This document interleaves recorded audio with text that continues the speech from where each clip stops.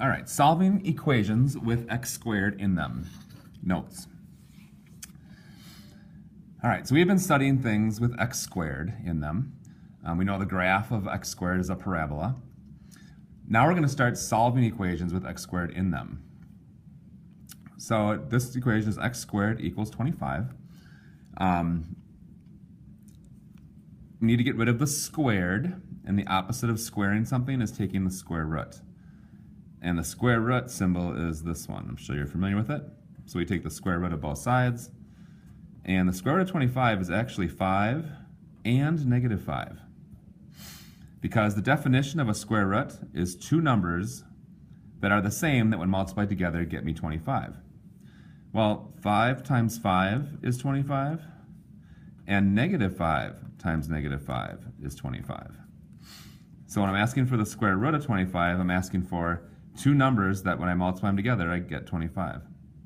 So every square root has two answers. 5 and negative 5. If there's a number out front of the x squared, we'll have to get rid of that first. And since it's 3 times x squared, we'll divide both sides by 3. I get x squared is 9. Once you're down to just x squared equals a number, you would take the square root of both sides, remembering that there's 2 square roots of 9, 3 and negative 3.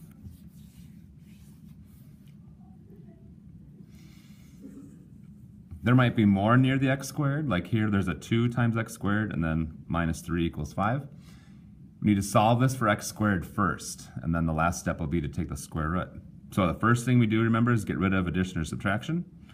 So we'll get rid of subtracting 3 by adding 3 to both sides. I get 2x squared is 8.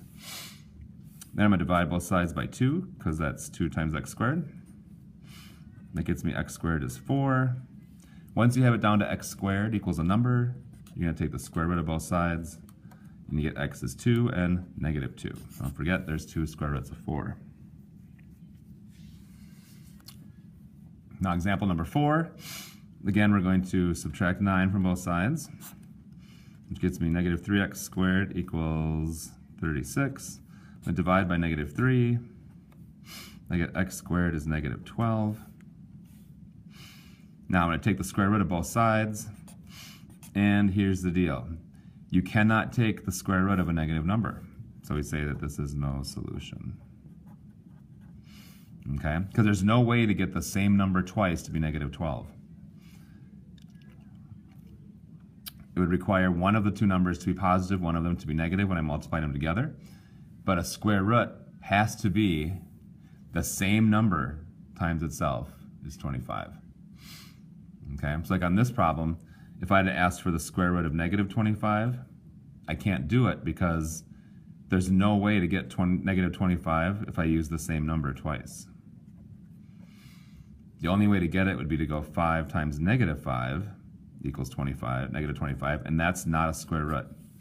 Square root has to be the same number times itself.